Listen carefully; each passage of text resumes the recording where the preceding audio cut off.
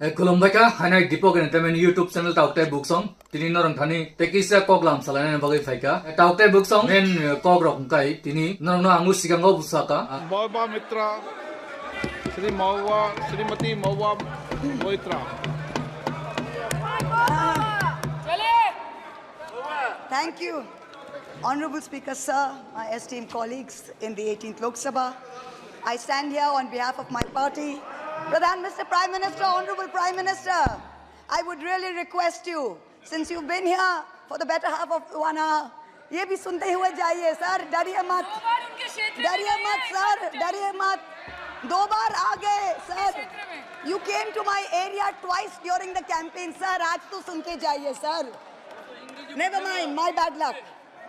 Honorable Speaker, sir, my esteemed colleagues in this newly constituted 18th Lok Sabha, I stand here on behalf of my party, the All India Trinamool Congress.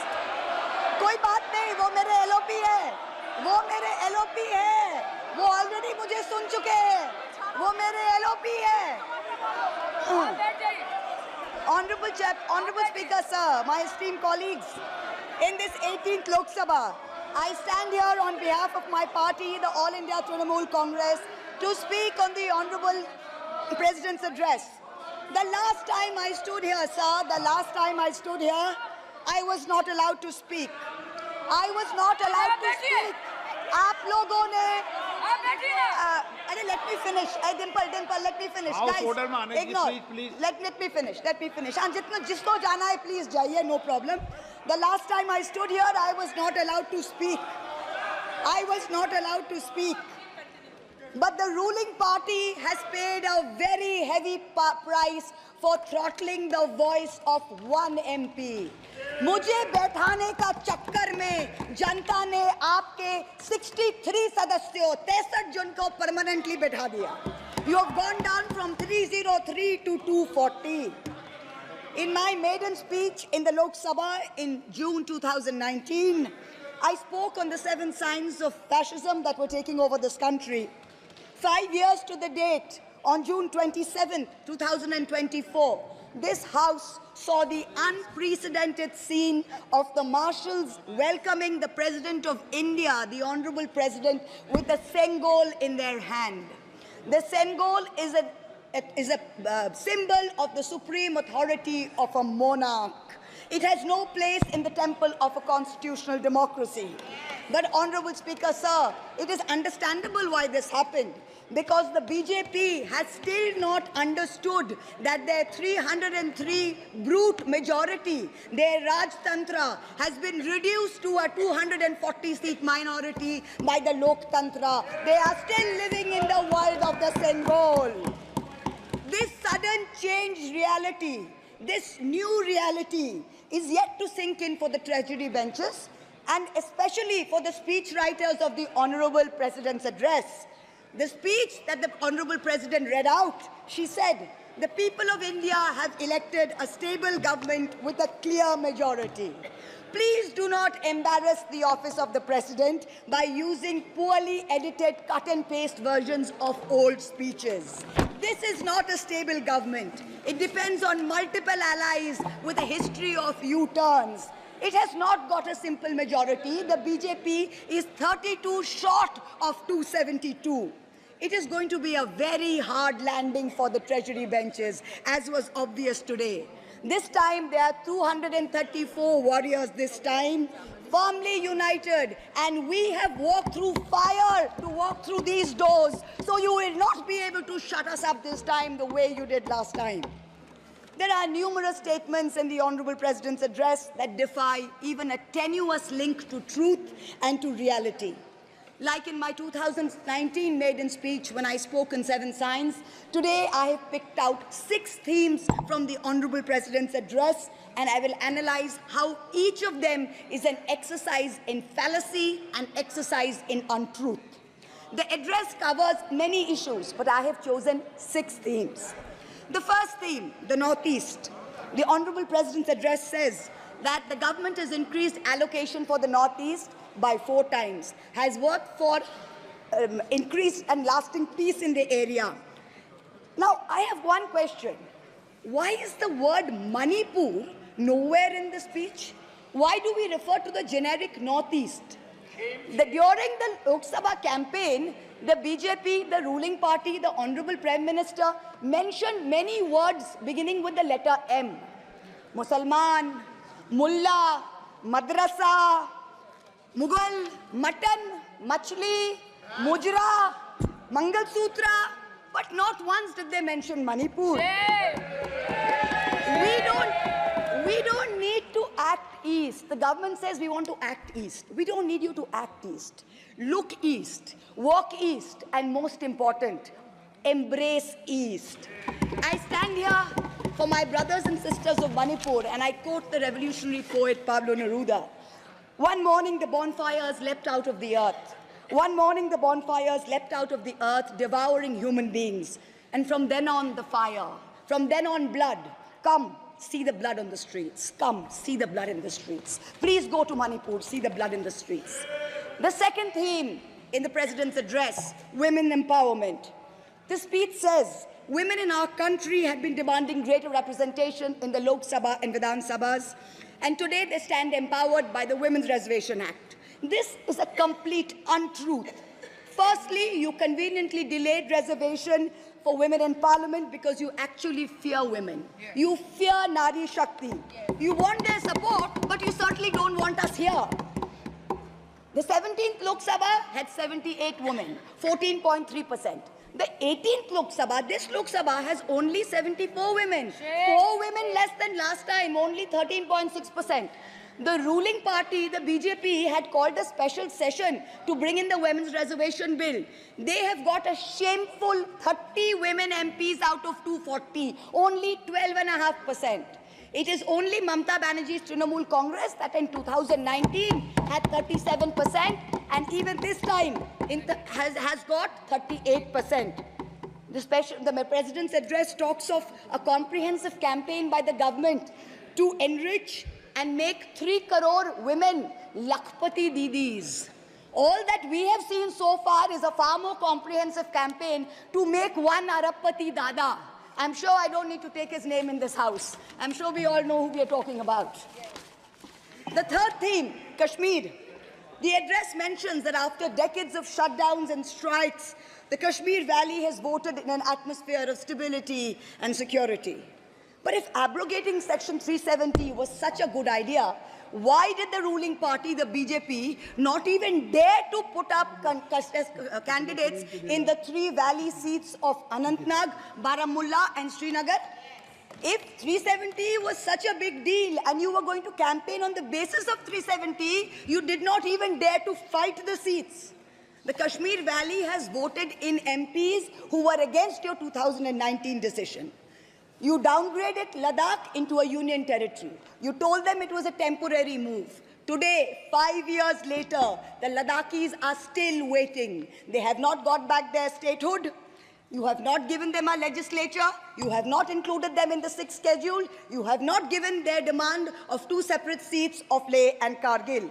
As a result, in the current Lok Sabha, the Ladakhis have relegated you to 3rd position in the Lok Sabha. You lost it. The fourth theme in the Honorable President's address, the Election Commission of India. The speech expresses gratitude to the ECI for conducting the largest election in the world. With all humility, with no intent to denigrate the office of what used to be the august constitutional body of this land, let us as members of this opposition put on record that we won in spite of the EC, not because of it. The commissioners chosen by a government-dominated panel in willful disobedience of the Supreme Court turned a deaf ear to the most egregious violations of the Model Code of Conduct by the ruling party, by the Honorable Prime Minister with his hate-filled speeches and his divisive religion-based rhetoric. This country has been ashamed and disgusted by the language used against minorities during this campaign.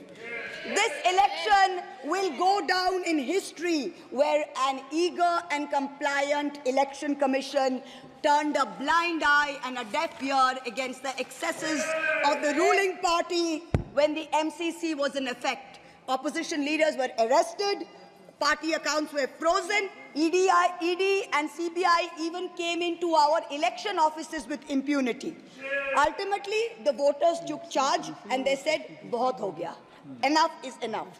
The fifth theme, and here I have to commend the speechwriter's very dark, almost macabre sense of humor.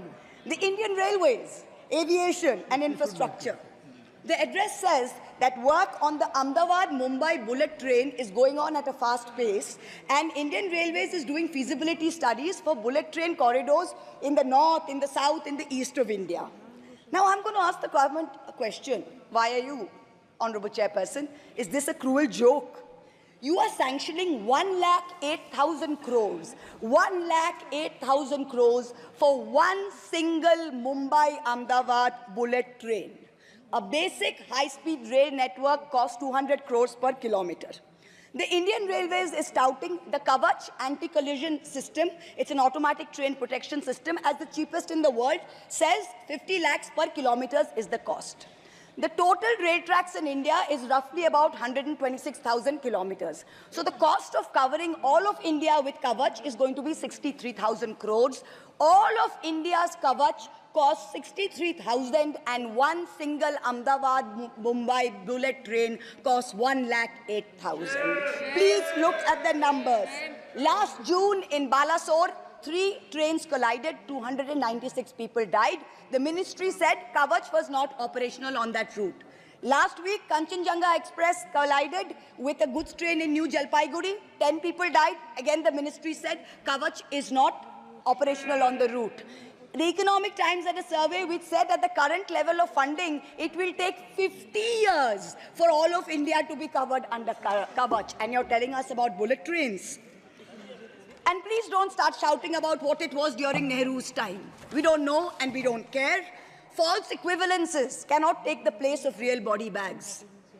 The address mentions about how India is apparently the 3rd largest domestic aviation hub of the world. In truth, India's airports have become domestic hazard hubs. First in Jabalpur, then in Delhi, then in Rajkot. Newly constructed airports have canopies falling down, killing people. The newly constructed Rampath in Ayodhya has had 3 cave-ins in the last week. The Pragati Maidan tunnel is flooded. The Atal Setu has developed cracks. The Ram temple's roof is leaking. This is exactly what happens when infrastructure is poorly planned and rushed in order for photo opportunities by the supreme leader. The sixth theme, competitive cooperative federalism. Honorable Chairperson, sir, the last decade saw the most brutal government-sponsored throttling of cooperative federalism that this country has ever seen. I speak for my own state of West Bengal. The centre has withheld 7,000 crores in Manrega funds. 17 lakh households have been deprived for work already done. It has held back 8,200 crores under the rural housing scheme, over 11 lakh houses sanctioned but not paid. Another 1,000 crores has been held back in pension and PMGSY. A total of 16,000 crores. When we went to meet the Rural Development Minister, we were dragged out by the Delhi police and bundled into prison vans. Last week, as a delegation, we went to meet with Atishi of the AAP, who was on hunger strike. Look at what is happening in the AAP government in Delhi today. The Aam Aadmi is in power in Delhi. There was a 1994 water sharing agreement which mandated Haryana to release 613 million gallons of water per day to Delhi. Haryana is run by the BJP government, and they have reneged on this agreement. They are releasing 100 million gallons less per day, as a result of which 28 lakh people in Delhi are having to go without water per day. This government's competitive cooperative federalism seems to be an exercise in how to compete on how to choke opposition-run states. भैया हमको बैठाना आप पे बहुत भारी पड़ा, हमको मत बैठाइए, बहुत भारी पड़ा आप पे, बहुत भारी पड़ा. The government spent the past 5 years. Honourable member, kindly address to the chair. The government spent the first 5 years in almost perfecting an elected autocracy. And by the end of 2023, this government had reached the pinnacle of their arrogance. where this parliamentary democracy was replaced by a monstrous super cult, the cult of the supreme leader, the non-biological leader, born of the Paramatma, who stood in this house and proclaimed, "Ab ke baar 400 par, and ek akela kitno pe bhari pada." This was the turning point. This was the turning point when the destiny of the ruling party changed. Whether in Greek mythology, whether in Indian mythology, if you act with arrogance towards the gods, you will be punished. We have 33,000 gods in India. But in our democracy, the most supreme of them is the Ganadevata, the Lord of the people, and they have punished you. You may have formed a government again, but yours is a Pyrrhic victory, a victory which inflicts such a devastating toll on the victor that it is tantamount to a defeat. In Bengal, the supreme leader started his Vijay Sankalp Yatra on March 1st in the constituency of Arambagh, then came to Krishnanagar, then came to Barasat, ended on May 29th in Calcutta. मेरे ऊपर तो विशेष कृपा की उन्होंने दो बार आए. The BJP lost all these seats. The Honorable Prime Minister did 23 campaign meetings in Bengal and lost in 20 seats.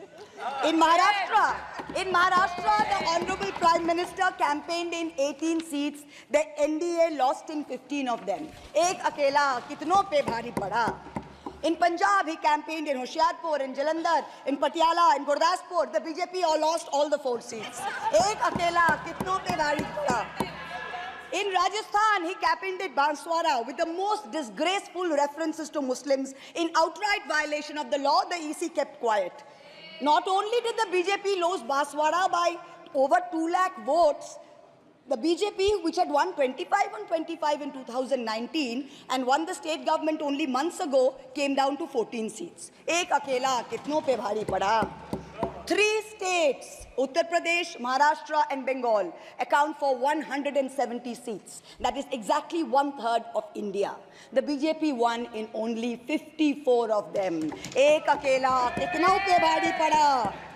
In 2019, the Prime Minister, the Honorable Prime Minister, had taunted the now leader of the opposition by saying that he must have used a microscope to find that one single seat in India where the minority were in majority. Honorable Chairperson, sir, it is so ironic that today the majority needed no microscope to turn the BJP into a minority. जहाँ भी majority है, वहीं आप ही minority बन गए. आप तो घुस-घुस के मारने वाले थे ना, इस बार तो जनता ने घुस-घुस के मार दिया. The treasury benches have always claimed that the opposition lacked in hard work and in merit. We are all part of a Parivarvad. We are dynasts. Whereas they are proud to be part of a meritocracy. They are proud to be part of a Modi ka parivar. How ironic is it today that 20 ministers in the union cabinet are dynasts? How ironic is it that the Honorable Prime Minister has to take to social media himself to tell people that no, it is not Modi ka parivar, it is NDA, the Nitish Naidu Dependent Alliance. In January, the Honorable Prime Minister consecrated the unfinished Ram temple in Ayodhya. He said he was tasked with the divine duty of bringing Ram Lalla home. The Ram Mandir was going to ensure that not only would the BJP cross 400 seats, but that this government would last 1,000 years. The last time in history that we heard of a 1,000-year vision was during the Third Reich. This was the second time that we've heard of it. But then ultimately, Lord Ram said, stop, not in my name. Oti dorpe hoto Lanka. Too much arrogance, too much pride caused you to lose the kingdom of Lanka. The BJP lost in Ayodhya, Faizabad, where the temple is. It lost in Banda Chitrakoot, where Lord Ram meditated. It lost in Shravasti, where the son of the Honorable Prime Minister's ex-secretary said, my father has built the temple, campaigned in his name, you lost there. All the seats around Ayodhya, Basti, Sultanpur, Ambedkar Nagar, the BJP lost. ये तुम लोगों के नाम जपों में पहले सा आराम नहीं. ये तुम लोगों के नाम जपों में पहले सा आराम नहीं. जबरदस्ती के जय श्री राम में सब कुछ है, पर राम नहीं. जबरदस्ती के जय श्री राम में सब कुछ है, पर राम नहीं. Today in India, there are 2 types of leaders. Those of us who come via the voting machine, And then there are many who come via the washing machine. There are still people who say, wait, you don't know Modi ji. Wait 6 months and see. The BJP will get 300 members. To them I say, no, this will not happen this time. Because every potential turncoat will have to choose between temporary greed or fear and between permanently becoming politically irrelevant. So you can offer you can accept a temporary offer of a ministry, you can accept a temporary settlement of an existing trumped-up CBI or ED case, and you can switch parties. But when you go back to the electorate will punish you. Most turncoats have been punished by the electorate. Also this time, India has very large, solid bloc components. The Congress has 100 seats. SP has 37 seats. Trinamool has 29 seats. DMK has 22 seats. NCP and UPTA have 17 seats. So this is not a ragtag bunch of members that you can lure away. This is a solid bloc. So yes, it's a question of time. But the question is not whether they will get 300. The question is when people will join us and we will cross 272. The ruling party's politics have always been along the lines of religious hate and ethnic divisiveness. But even at the height of their power, when they got 303 seats, 1 out of 2 Hindus had not voted for the BJP. This time, even in their core Hindi heartland, their core voters have deserted them. The Muslims in India, over 250 of them, called infiltrators, called terrorists in the land of their birth, waited silently, patiently, and bided their time. And in one voice during this election, in every state, they stood up and they told the government, and I quote the poet Puneet Sharma, "Hindustan se mera seedha rishta hai.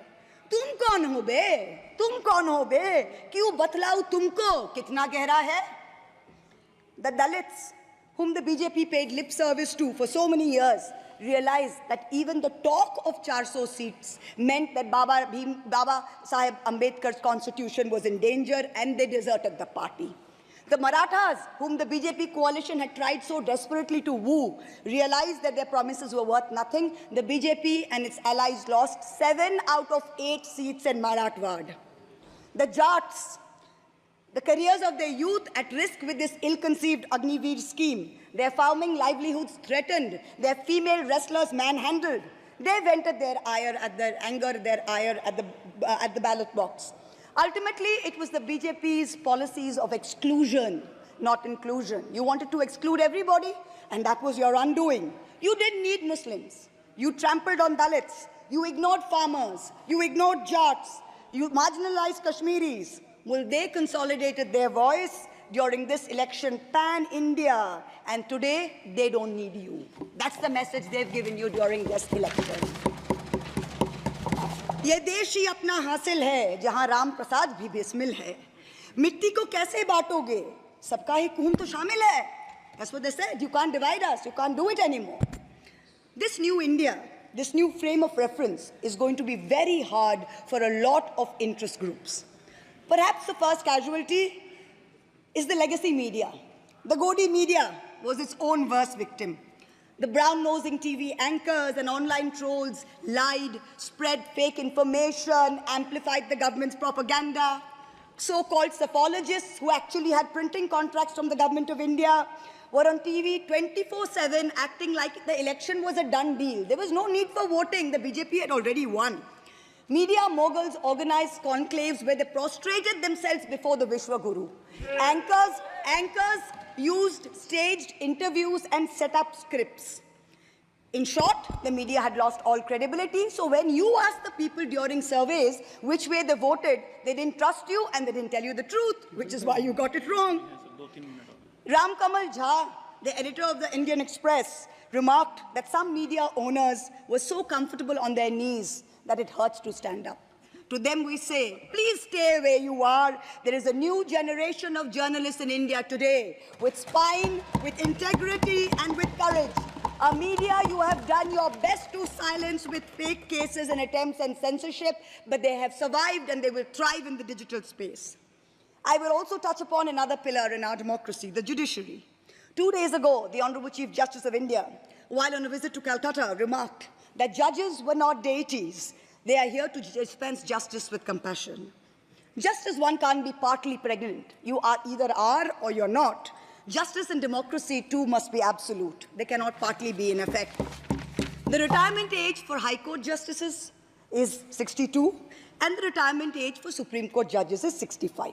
Now, this has unfortunately contributed to High Court judges kowtowing to the Supreme Court Collegium and to the government for a last-minute elevation to be able to serve for 3 more years and then qualify for further sinecures, such as the head of the Lokpal, the head of the National Human Rights Commission, chairman of various tribunals. It has come to such a state that opposition leaders framed in politically motivated cases are denied and bail and denied justice simply because judges are even scared to touch their case for fear of offending the government. Today I say, the poorest people in India who have perhaps the most to lose from offending the government in power, they have shown spine and risen to the occasion. Your lords and ladyships, heed thy inner voice, have a spine, rise to the occasion. 7 months ago, on the 8th of December, this house was transformed into a Kurusabha, presided over by a blind Dhritarashtra, where Dushrasan Darbaris made every attempt to disrobe Draupadi. The ethics committee that voted to recommend my expulsion on the 9th of November, they voted 6-4, had 10 members and 1 chairperson. Of the 5 Lok Sabha members from the BJP, 4 have not returned to the House. The chairperson, a BJP member, has also not returned. The Congress turncoat from Punjab who voted against has also not returned. The BJP lady MP from Maharashtra who started the debate in the House on behalf of the BJP has also lost. Much like Lord Krishna protected Draupadi, the people of Krishnanagar have protected me. In the last year, a lot of people look at me and say, oh, Mahua, you must have lost a lot. You lost your membership, you lost your house. And by the way, I also lost my uterus due to a surgery. But you know what I gained? I gained what Rahulji said, the freedom from fear. I do not fear you. I will see the end of you. We will see the end of you. Your ED, your CBI, your income tax, your trolls, your media, your bought-out judges, nobody can scare us. The people of India are patient. They will wait patiently for this government to fall. And I hope that whoever writes the next speech for the Honorable President of India will give her the respect and the honor due by not filling it with falsity. This government has dishonored the office of the President by giving her a script that is full of lies. We wait, and the people of India wait, for the restoration of her honor and for the honor of her august office. It is in this hope that I bow my head to the holiest of our books in its 75th year of adoption. Hail the Constitution, Joy Sangvidhan. Thank you.